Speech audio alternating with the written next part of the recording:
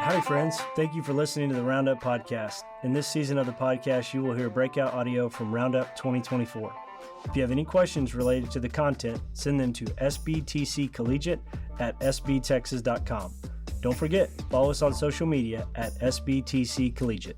Now, enjoy the podcast. Well, I'm really excited about getting to talk about this. This is something really important to me. My name is Ethan McCreary. This is my email if you want to reach out to me after this, and I'm trying to send you some of the resources I have. But it's ethan@thehillhsv.com. I'm pastoring a church in Huntsville, Alabama, and so I'm down the road from Whitesburg. It's the better church in our city. It really is. And so I love Whitesburg. But we planted this church about 7 years ago. We planted it with a prayerful focus of trying to reach college students with the gospel. Come on in, guys. And so we're literally right next to the campus of the University of Alabama in Huntsville. It's an engineering school. We do a lot of cool things with space and guns and lasers and all kinds of stuff. And so Huntsville's a cool place to be. We're a part of something called the Well Network, and that is a church planting network in the southeast region of the United States. And so we have a prayerful goal of planting a church in a collegiate context in every university city in the Southeast. And so our first church plant is in a city called Florence, Alabama. They were number one, we were number two. We just planted a church at the University of Alabama a few years ago. And so if there's any Bama fans here, people here probably hate Alabama. Roll Tide, there we go. But it's called Church of the Oaks. That's because there's a lot of oak trees on the campus of Alabama. We planted a fourth church. It's called the Banner Church in Jacksonville, Alabama, Jacksonville State University. And then we have two church planters on the ground beginning the work of a plant. One's at Mississippi State over in Mississippi. And then we just sent one from my church to the city of Mobile, Alabama. And they're reaching the city of Mobile and the campus of the University of South Alabama. And so we're prayerfully planting in every university city in the Southeast. So if you ever want to talk about church planting, I'd love to talk to you more about that. But that's not why we're here. We're here to talk about systems of care, okay? So the main idea is we want to care for people. And so, I preface this with distinction here because some people were putting the two together. This isn't exactly a discipling breakout, like we're actively investing in someone like in a huddle or a D group or something like that. This is a part of that, okay? But it's not going to handle everything with discipleship. But basically a few years ago, I had a scenario. I had a college student come up to me and he sent me the cryptic text like you never want to get. And it was that text of like, hey, can we meet up?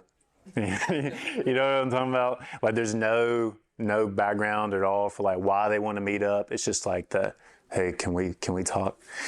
And like you're going to sleep at night like, oh my gosh, what's happening?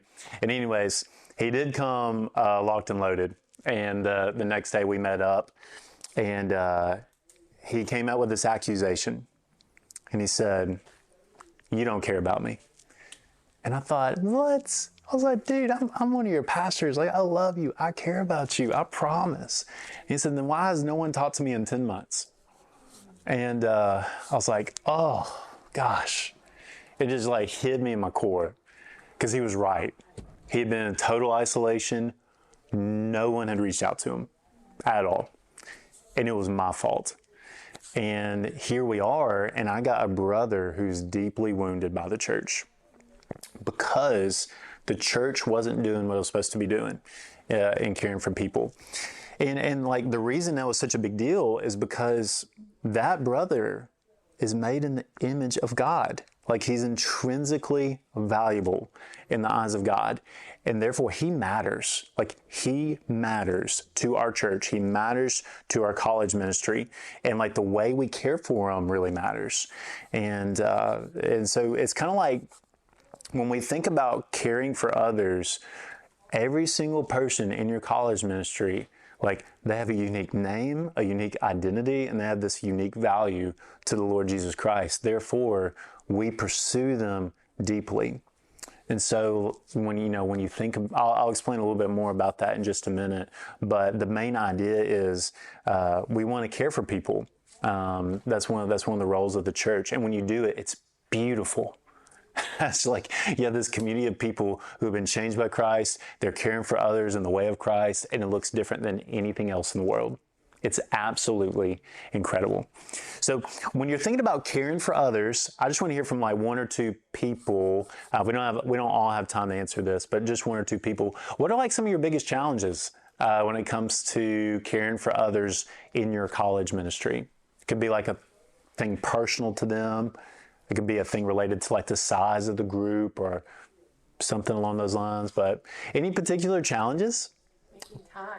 Making time. Yeah, right? Because like we don't have a lot of it, right? I have 3 little girls, and so like my time is already so limited, and so that's probably one of the biggest challenges. I think the biggest challenges for me is when you don't have much in common with somebody, and you have to make them feel like you care about them, but you don't relate to them in any sort of form apart from a relationship with Jesus. And that's Sure. so. Yeah, I understand that.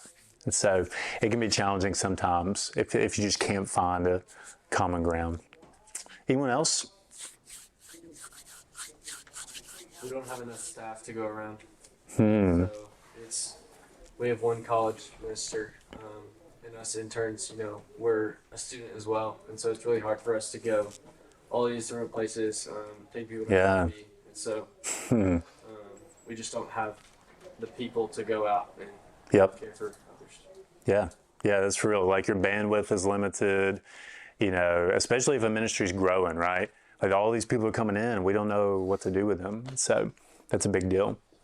Well, what we're going to talk about is I'm going to kind of give you just a basic framework for a system of care. And hopefully by the end of this, you will feel confident that you can care for every single person in your ministry. That would be like the goal. Not disciple them all. That's a different thing, different talk, but making sure they're all cared for, which is a really, really important part of discipleship. So let me give you a quick biblical foundation, and then we're going to jump straight in.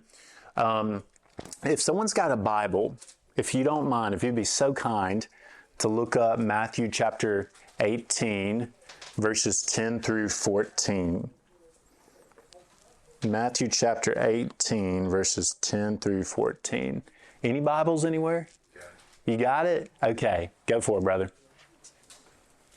10 through 14. Yes, sir. See that you never despise one of these little ones, for I tell you that their angels in heaven are continually seeing the face of my Father in heaven. What's your opinion? What will somebody do who has 100 sheep and one of them wanders away? Won't he leave the 99 on the hillsides and go off to find the stray? And if he happens to find it, yes, I tell you, he is happier over it than over the 99 that never strayed. Thus your Father in heaven does not want even one of these little ones to be lost. So that's a pretty powerful passage, right? It's talking about the Lord's heart to every single person. And like the point of the passage is, if you got not 100 people, 99 people are well, but one is not, we rejoice when the one is pursued and brought back into the flock, to use a little farming term. Like if you think about your sheep, one's drifted off, we rejoice when all 100 are together. And so that emphasizes the point that every single person really matters in your college ministry. Sometimes we tend to think about college students as expendable in the sense of like, that person doesn't really matter as much. That person really isn't that committed. That person has this issue, so I'm not going to really focus in on them. But the problem with those ideas is those are not biblical ideas, right? That person actually does matter with all their quirks and different things about them. And so we want to pursue them. And so think about it like this. So I got 3 little girls. Their names are Heidi, Piper, and Ellie. My oldest is about to turn 4. Then I got a 2-year-old and a 6-month-old. So it's a total party all day, every day at my house. That's why my wife was calling me right before this, because she's dying. I feel so bad. But if I was to go to family dinner, Lexi's there, Piper's there, my 6-month-old is there, and Heidi's nowhere to be found. Just totally MIA. How outlandish would it be? I was like, all right, guys, let's dig in. And we just start eating without her, right? Not looking for her, not wondering where she is, not thinking about her. Like, that doesn't make sense, right? Because, like, that's my kid. Like, if I have a 3-year-old missing, like, what should I be doing? I should be throwing everything around, like, figuring out where my 3-year-old baby girl is, because she is my baby girl. Like, I got to find her. And so here's the thing, like, the way I feel about them, that's exactly how God feels about us.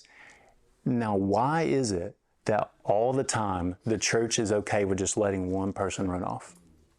Just having one person disappear from the dinner table and no one says anything.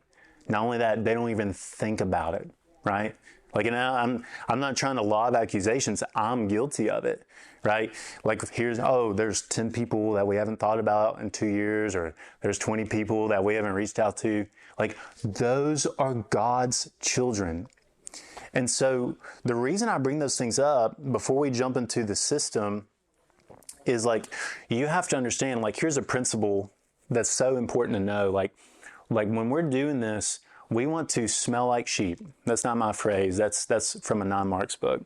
But like ministry is where you get into the pit. You get into the mud with people. You get in their lives, and you walk away smelling like sheep. And so we want to do that with every single person that we have. And you want to remember alongside of that, shepherding sheep is a stewardship. Shepherding sheep is a stewardship. You either love them or you lose them, okay? You either love them or you lose them. So, like, when God gives you a freshman, that's a gift. That's a gift from the Lord. And it's our responsibility to cultivate that garden of a freshman, right? Not to see them as expendable, or be okay if they just slowly drift away. Right?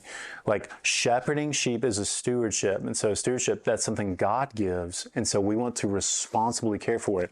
Sometimes people get upset when their ministry isn't growing, right? Like, they might be upset that, hey, we didn't have this many people in our small group, or we didn't have this many people in our midweek, or whatever that might be.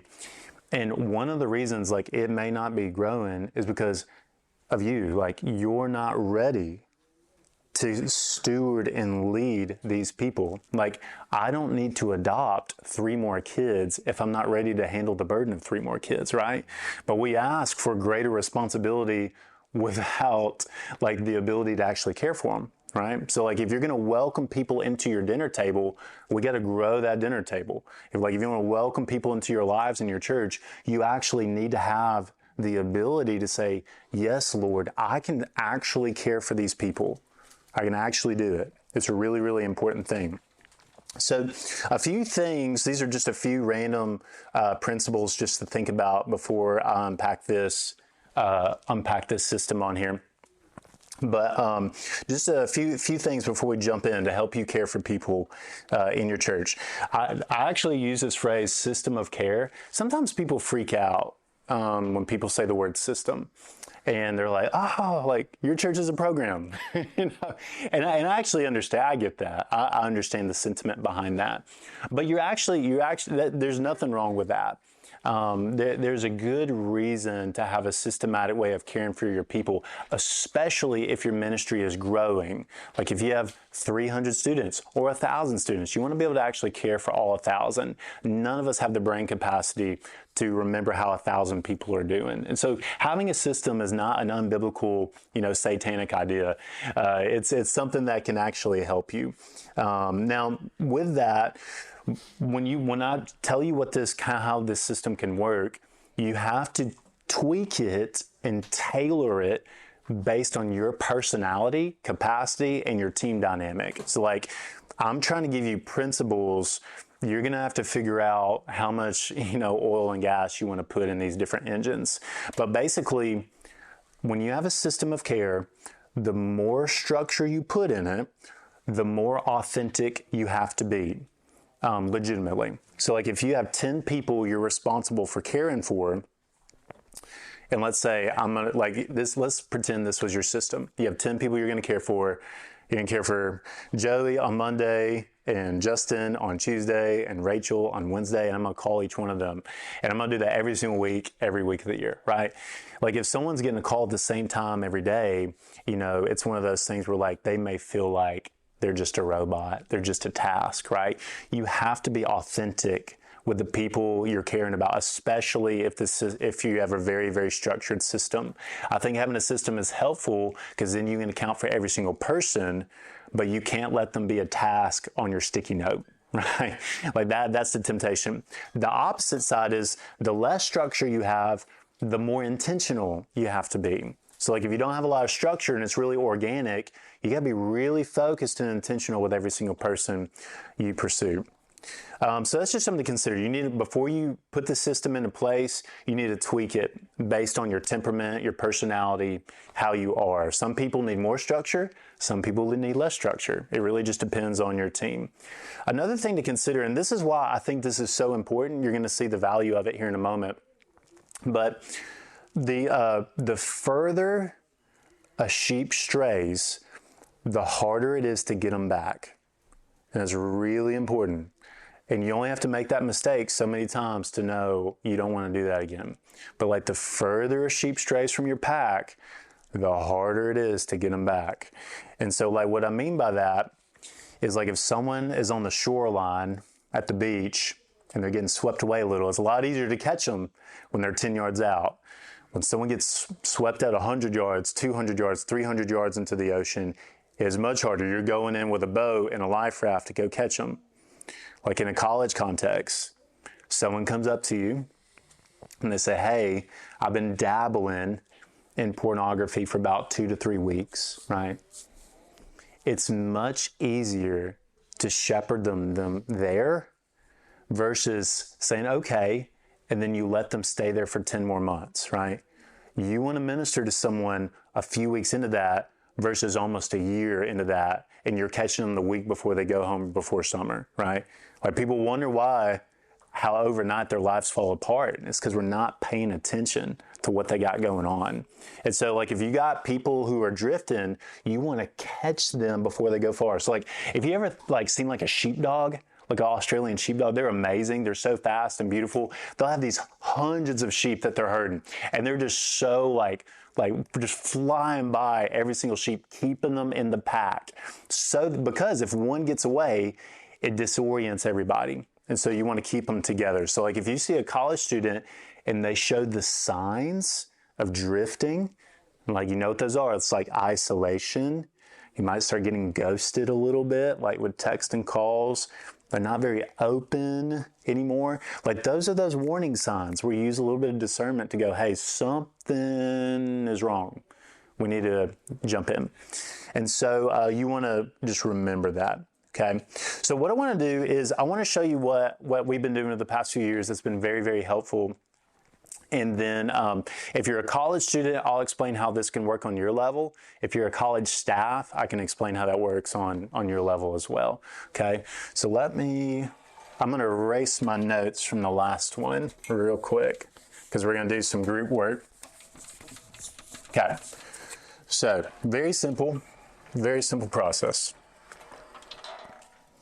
So we're going to be doing 3 things when it comes to smelling like sheep and taking care of your people. So it's identifying, assessing, and shepherding. I really like that word. I think it's a biblical word to consider what we're trying to do for college students. Identifying, assessing, and shepherding. Okay, so the first thing you need to do is you need to identify all of your sheep. Okay? You got to identify all of your sheep. You need to know, before you can care for people, you need to know who you're responsible for. That's really, really important. If you're a church, some of the ways you can do that is through covenant membership, and like you know who your church members are. If you're a college ministry and you have people like kind of joining in, you could say your college minister, like your college members your regular attenders, those who are going to a group on a weekly basis. This is a little different than a first-time guest, like someone's coming for the first time. But these are people regularly engaged in your college ministry. You need to know who all those people are. If you're a college student, what that would look like for you is this might be people like in your small group. You might have like 10, 15, 20 people. You need to know the names of every single person in your small group. If you're a college minister or a college staff, I would highly recommend using a tool like Planning Center or Asana, where you know every single person that's a part of your ministry. So like in my church, like I know, like right now I have 328 active members of my church. I know how many of those are kids. I know that 51 of them are homebounds. I know how many have passed away in the last 3 months. Like I want to be sure that if I have to give an account to the Lord for every single person, I want to know who they are. Like I know I have 4 that are about to enter into church membership. We have this many, you want to make sure you know who your people are. You can't care for them if you don't know who they are. So you need to figure out a way to do that. If you've never used a people system, Planning Center, I think is the best. I think it's the best. And the people version of it is free, I think, at first. And so I would use Planning Center, and you can start tracking all your people in there. Now, so you want to identify who they are. The second thing you want to do is you want to assess them. And what this is you're assessing their condition. Okay, so I like to talk to my team about this with 4 kind of like positions, and we do it with lights. Okay, so the first category is, we would say someone has a green light. And what would you guess a green light means for someone? They're good. No, things are good for them. This is someone who's like actively engaged in the church, like they're serving, they're part of your college ministry, they're actively going to a group. There's nothing indicating that something is wrong. Okay? A yellow light, this is someone who might have like a slight, like, and or moderate concern.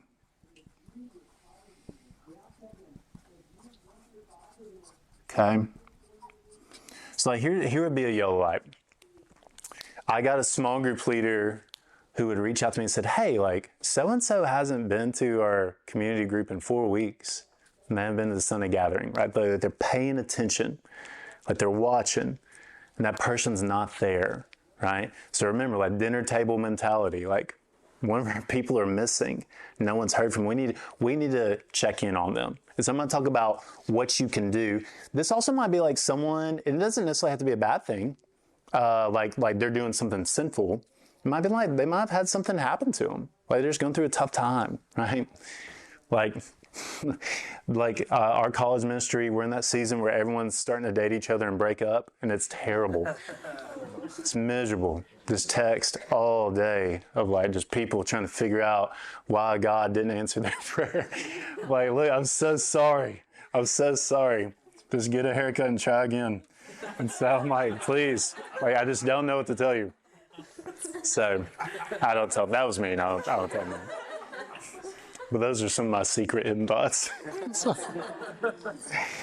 Oh, gosh. Oh, man. Anyways, that's a yellow light. Now, a red light, this is where I would say it's severe concern. They're in danger of like being completely lost from the pack. So like this sheep has wandered so far away that like, hey, there's some very, very serious concerns going on. This is someone, they've been gone for several months. They've left the church. They're deep in sin and know it. This is someone like, this is a really, really big problem. And we really want to do something about it. This is someone that would prompt a search and rescue mission from your team, from your friends. So that's a red light. And then we actually added a 4th one, and we call it a black light. And that is just where we don't know. Like sometimes someone will say, hey, you heard from so-and-so? And they'll say no. And you'll go around the table and no one has heard anything, knows anything about this person. It's not that there's a good thing or a bad thing. They just don't know. And that's a black light. That means you need to do a check-in with them and just see how they're doing and just make sure they're okay. So these are the 4 lights. Now, across your small group, you could kind of use that mentality of like, hey, like, I know because your mind probably goes to, I know who's yellow, I know who's red, I know who's black, I know who's green, right? Or across your college ministry, you're going to begin to gravitate, like I can kind of assess where people are in terms of being cared for. Now, here's the thing. Before you freak out, because when I do this, a lot of people start to freak out because they're like, I got 100 people who are in the red, right? Or I have like 50 people that I don't know where they are. That's okay. In a church, and this is just a part of life, guys, in the church, you are always going to have people in all 4 of those categories. Always going to have it, right? That's a tension of doing real ministry. There's never been a single time in my life where all 100% of people are in the green. That is just not realistic. Like you're in a college ministry. People are just, it's college, and so people are going to be experiencing all kinds of things and all kinds of highs and lows and all kinds of changes in life. And they're going to change from one thing to another. The key is, are you paying attention to them and you're able to see what's going on, right? So what happens is at the end of the month, we have a way of doing this, and I'll explain how to scale it depending on where you are. But we know who's in the green, who's in the yellow, who's in the red, who's in the black.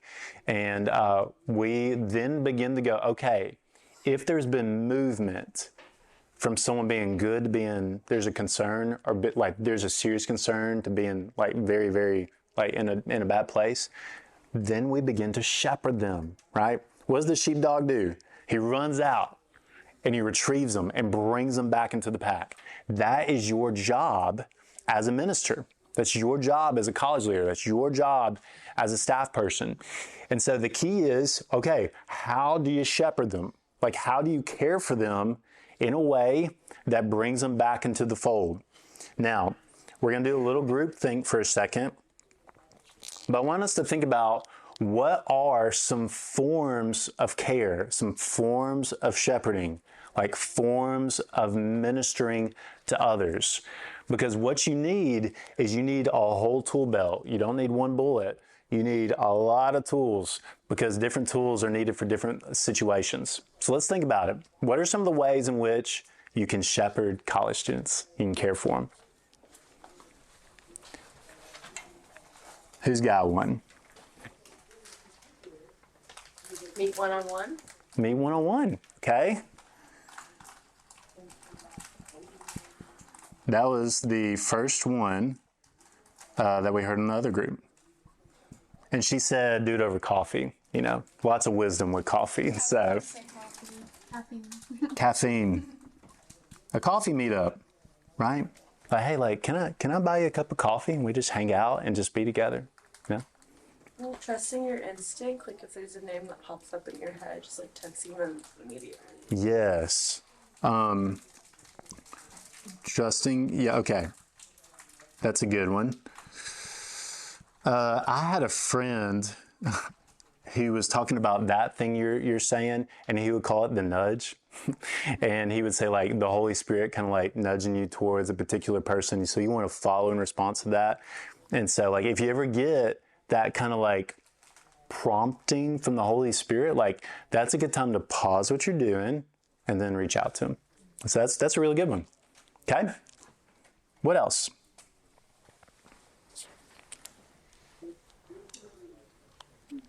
Consistently reach out, whether it's like text or call or Okay. things like that. Great. That's important. You want to communicate with them. Text and calls are good. This is true between generations. We get this is helpful to know. Younger people respond well to text messages. They don't respond as well to phone calls, right? When a young person gets a phone call, they think, oh my gosh, I'm in trouble, And vice versa, if you're going to minister to an older generation, It depends. It depends on where they're at, but some of them would actually prefer a phone call over a text message, particularly the older up you go. And so it just depends on the individual, but that's just something to know. Sometimes we'll have adult leaders trying to call college students. They don't understand why they're never answering. It's not because they hate you. It's because they don't talk on the phone. And so, but they'll text you all day. And so that's a good one. What else? Get others involved. Get others involved. Yes.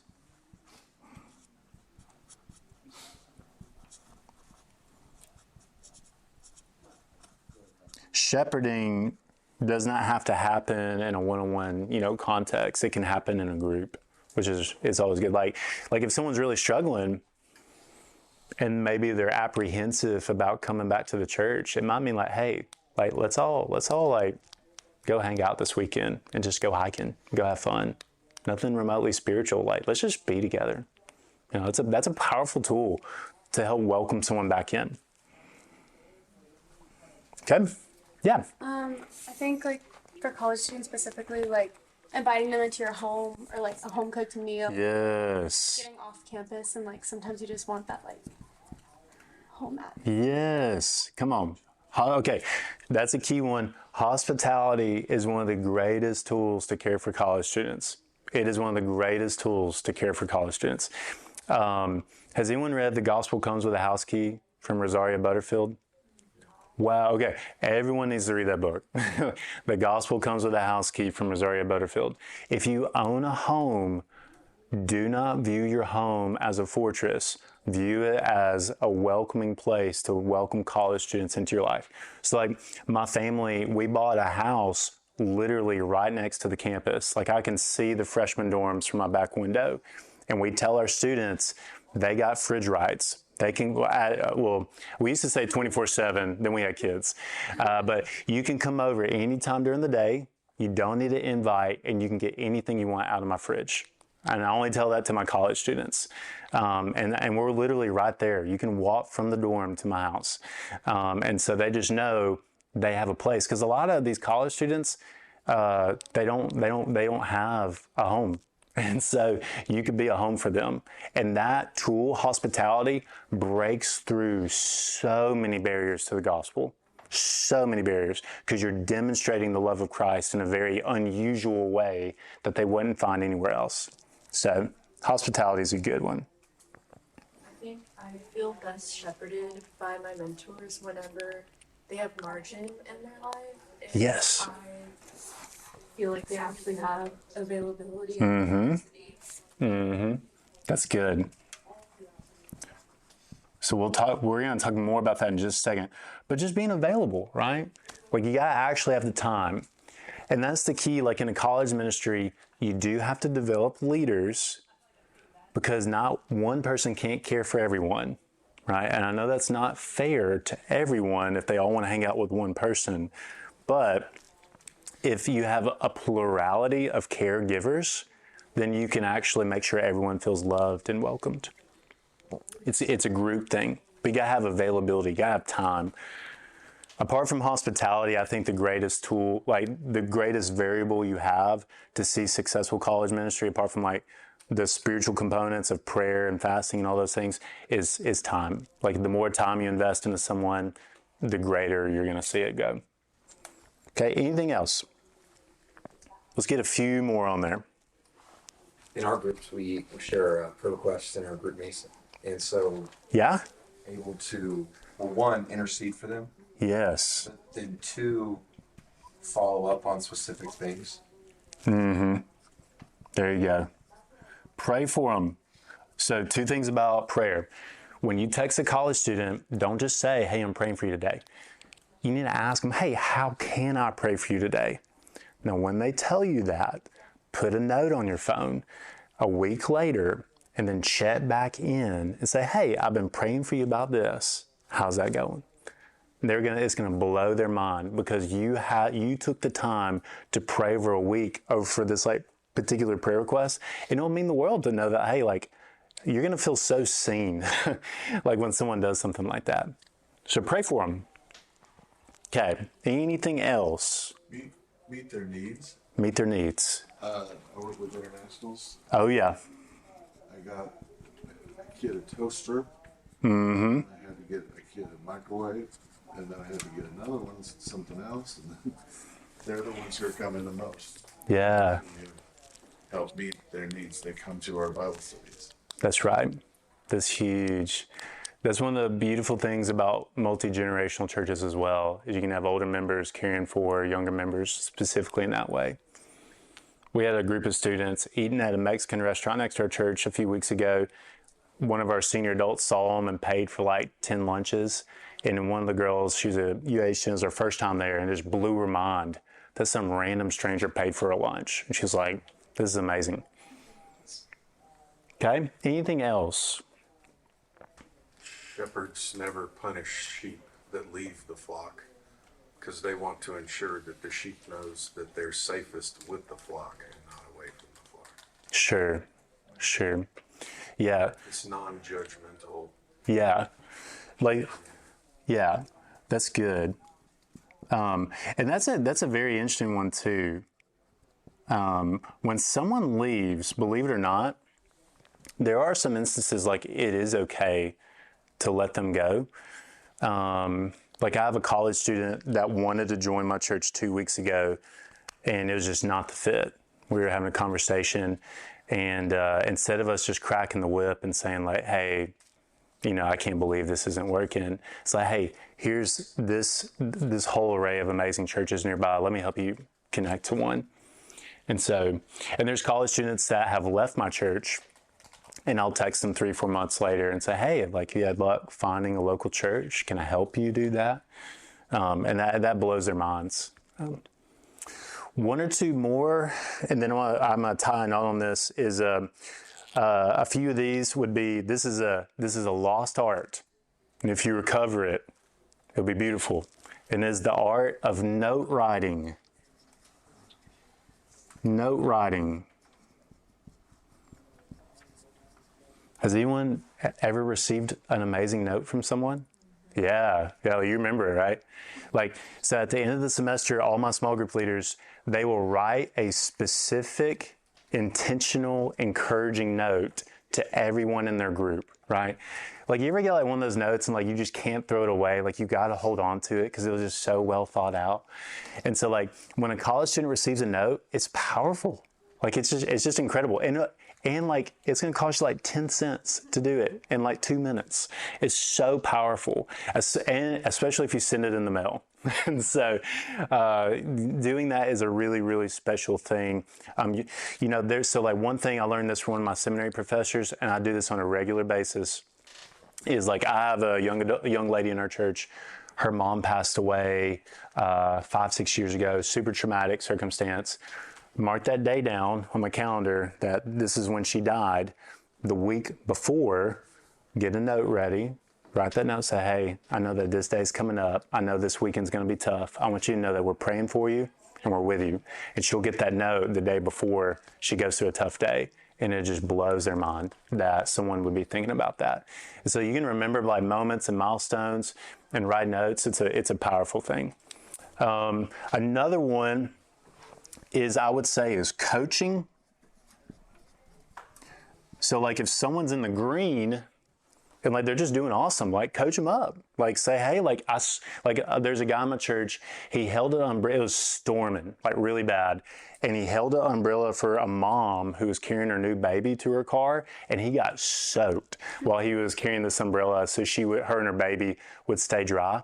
And so I saw that, and I texted him right after church. I was like, hey, man, it was intentional and specific and encouraging. Hey, man, I saw where you got soaked today for the glory of God. And I just want you to know that was amazing. Thank you for caring for our family and caring for our church family. And so you can coach someone. If you see someone do something amazing, do it. A lot of the time, when someone falls out of the green into yellow, a lot of the time it can be because that there's a lack of encouragement. Like if you plant a garden, you got to water it, right? If you want the garden to stay green, you got to pour some water, you got to pour some encouragement on it. And so that's an important thing. Like when you're checking in on someone, it doesn't have to be like about a bad thing. People may be doing very well. And that's a reason to spur them on in Christ. That's what Paul is doing all the time in his letters. He's saying, I'm thinking about you and I'm praying for you. Okay. So what I've done, this is a great list. What I've tried to do is to go, hey, listen, if something's going on in someone's life, you have more than one arrow in your quiver, right? Like different things are better for different people, and you pray and use discernment for how you want to care for them.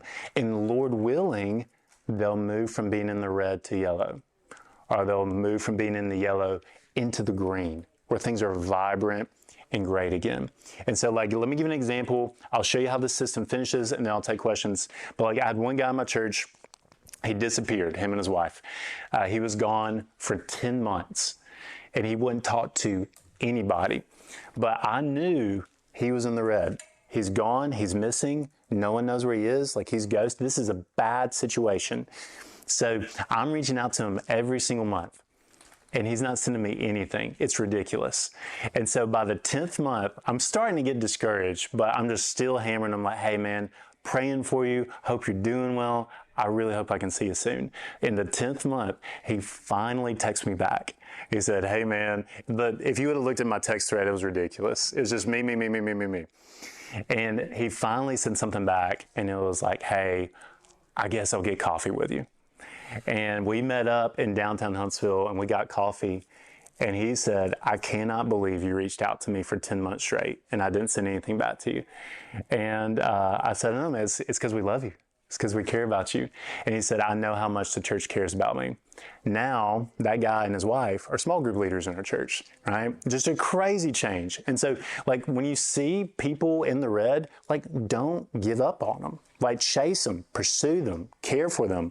Like, you don't know what's on the other side of that. Like, it might be the 10th month, and then they see a turnaround, but it's our job to care for them. So the way we finish this out, and then I'll take questions, is once a month with my team, or if you're a small group leader in your college ministry, you could do this there. The last week of the month, I'm going to sit down with my co-leader if I was a college student, or I'm going to sit down with my college staff, and I'm going to think about everyone in my ministry or everyone in my small group, if it's 10 people or 300 people, right? And then we're going to identify movements when it comes to their assessment. If someone's moved from green to yellow, we're going to note that. If someone moves from yellow to red or vice versa, we're going to actually keep track of that. You have to use discretion based on your environment that you're in. Like if you're a small group leader, you don't need to be airing out everyone's dirty laundry if it's not appropriate. But in different environments, you want to be able to know how people are doing. And so what we'll do at the end of that meetup, we would call it literally a shepherding meeting, is if someone has a significant movement, we will assign a person to them, and then they will chase after them. And they'll use some form of shepherding to try and win them back. They'll try to minister to them in their sin. They'll try to care for them if they're isolated. They'll try to encourage them if they lost a loved one. They'll try to provide a need if they've had a baby. You know, whatever it is, we're going to try and implement those things. The next month, when we come back together, they're going to give an update on that individual, right? And so they'll update them, and if things were better, we will celebrate that and we'll praise the Lord for that and move them to the green. If they need more care, then we'll actually lean in even harder. So basically, in the life of a college student, you would do this 4 times in a semester. So you do this with your small group 4 times, or if you do with your team, you do that 4 times. And you can scale that, whether it's 10 people or 1,000 people, as you have more leaders around your table and you can care for them. But we've been doing this, and what's been beautiful about it is the people you would never go see. Like if you got 1,000 people in a room, there's that one person, you're like, yeah, I'm not going to talk to them. What this does is it makes you think about them differently, to go, hey, they're made in the image of God. They're probably in the red. I'm going to chase them. And then God does amazing things through that.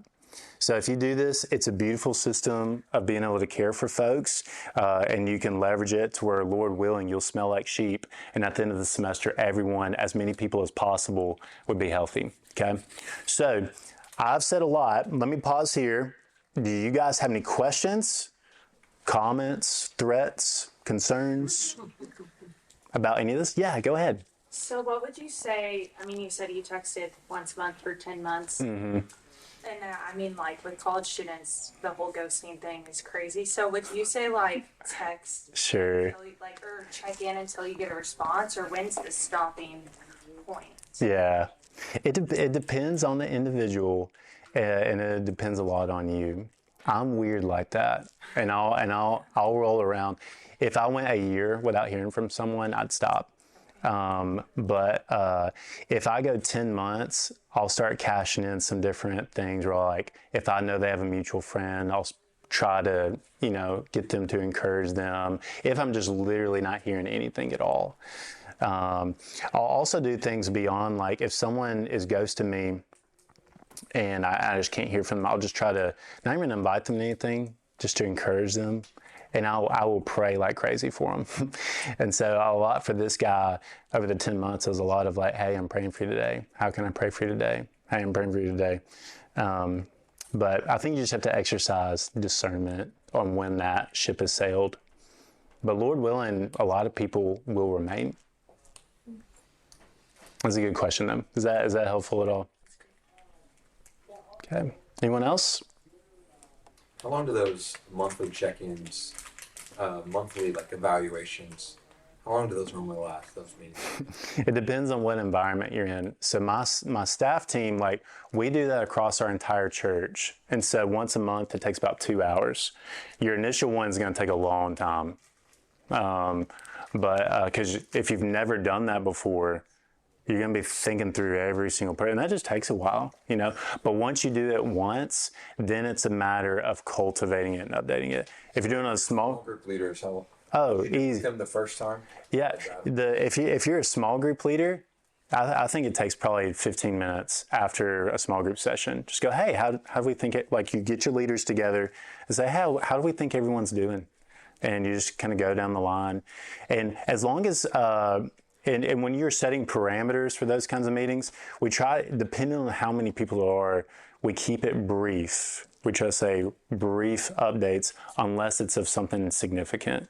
And so if someone's in the green, if you have 1,000 people in the green, you don't need to explain why 1,000 people in the green. You want to spend most of the time for the people that have needs. So it just depends. But we try to keep it brief and concise. We pace ourselves through it. Yeah, the first one takes the longest, but everything else after that, it's just updating on that. One thing we'll also do, if you do church membership, is each month we'll also have a moment where we talk about the inclusion of new church members, and we'll make sure to incorporate them into our mix. Yeah, go ahead. Follow-up question to that. Are you doing it like on a spreadsheet? Yeah, okay. So yeah, if you're a staff person, we do all this on Planning Center. And so if you have Planning Center, you can create, and if you will, and I will send it to you if you email me, we've created workflows where we've divided these people into groups, and we know which staff member is responsible for which people. Yeah, our church is transitioning into Planning Center right now. Perfect. Yeah, you can do it. You can do it on that. The reason I love that is Planning Center, you can actually assign someone a person. And so you can actually keep track of it. And at the end of the month, you can report on it. It's a good question. Yeah, but when we first did it, though, we had this ridiculously long spreadsheet. And then we got Planning Center. Okay, anyone else? How do you reach out to someone if you don't really have much of an actual personal relationship? Yeah, that's a good one. So if there's someone like you don't know if you have a personal relationship with them, we'll look across the table and across all of our leaders, and we'll determine who would be the best person to reach out to them first. Because I actually don't think every leader has to know every member. I think it's just important that every member is well known by at least one leader. And so it doesn't actually have to be you. if there's a better fit with someone else. But if you're trying to pursue someone you don't know, all my college leaders know is I'll kind of sick them on people on a Sunday morning. And so, or like in a different environment, or I'll say, hey, I really want you to meet so-and-so today. And I'll actually connect them two together on a Sunday. And so, or like at a college midweek, and say, hey, like this is so-and-so. I really want you to meet, Jack, who's a student here. I think y'all would have a lot in common. And so I'll try to figure out some way in a Sunday gathering. I'll make it one of my goals to do that. Yeah. And if you don't know someone and you're having that first initial meeting, we describe a friendship as you know their name, their number, and then one very interesting fact about them. And so ask if you don't know someone, you're trying to bridge that barrier and make a friend. Just ask them like, hey, like tell me something about you, and you can very easily begin to hopefully try to find common ground with them. Okay. Yes. Just a quick question. So thinking about like welcome weeks or like times where there's just a large amount of students coming in, how do you know when they're officially like someone's like in a college ministry, I would say when they become a regular attender of the gathering or a group, one of the two. You don't want to give this level of care to like 300 week of welcome cards. You know what I'm saying? Because people would just lose their minds, because that number is going to shrink to whatever your ministry is. So what you could do is 3 to 4 weeks after week of welcome, you could really see, okay, we do need to migrate all these people into what we really call a part of our ministry. And so we use a different workflow and planning center for folks who are like week of welcome, first time guest. And then I think once they've come, it's either 2 or 3 times to a group, they'll get pushed over into a different category. Do you guys use planning center or anything like that? We do, but I'm also worship for our church. So you're a busy guy. Center 100% for worship. Yeah. But I've never considered potentially using it for college as well, or a church. Yeah. And what I can do is my email's on this side. If you want any of the planning center breakdowns, I can send you all that. It'll be helpful. Anyone else? I think we got time for 1 or 2 more, and then we're done.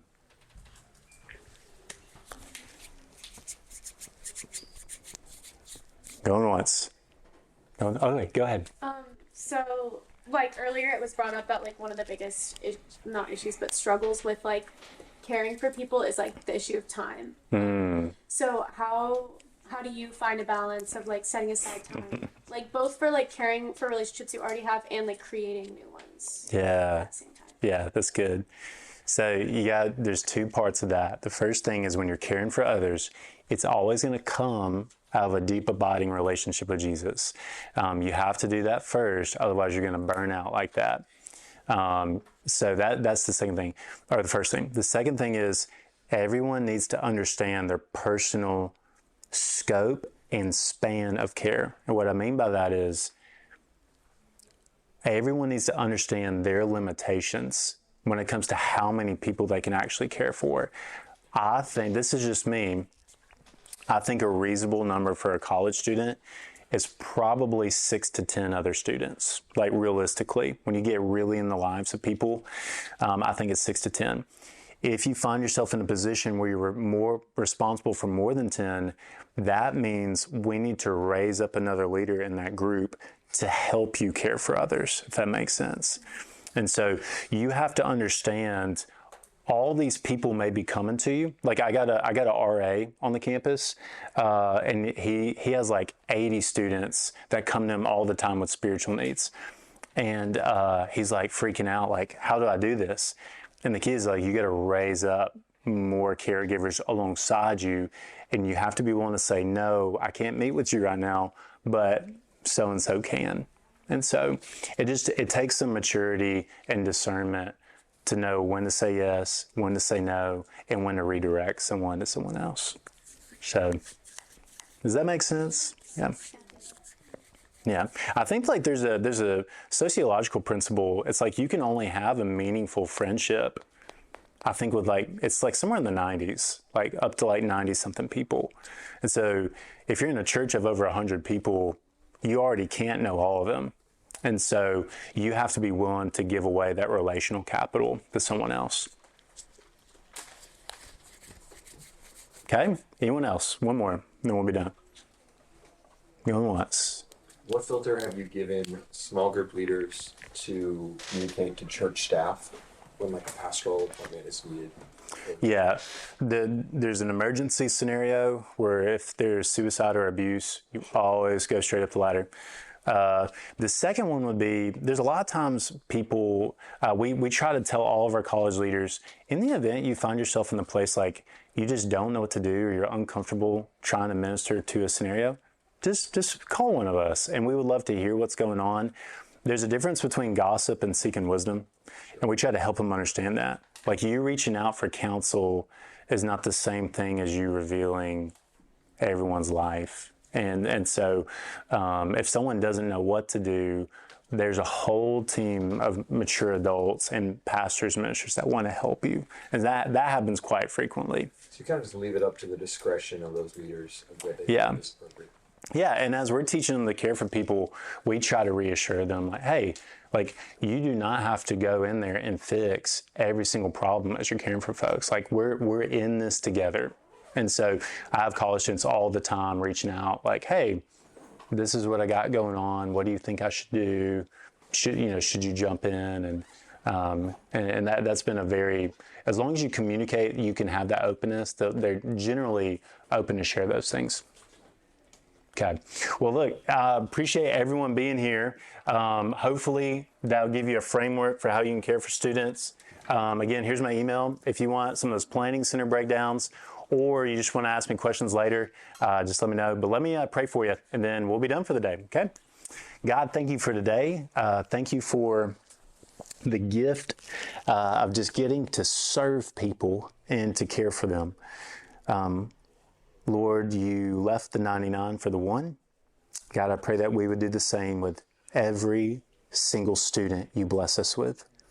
They are a gift and they're made in your image. And so, God, I pray that we would pursue them the same way you pursued us. Teach us not to let people be expendable or to throw them to the side, but God, to pursue them with so much value and worth. Lord, give us wisdom as we move into the lives of others, as they seek to care for others and to minister to others. Show us how we can do it winsomely and effectively, passionately, in the way that you did.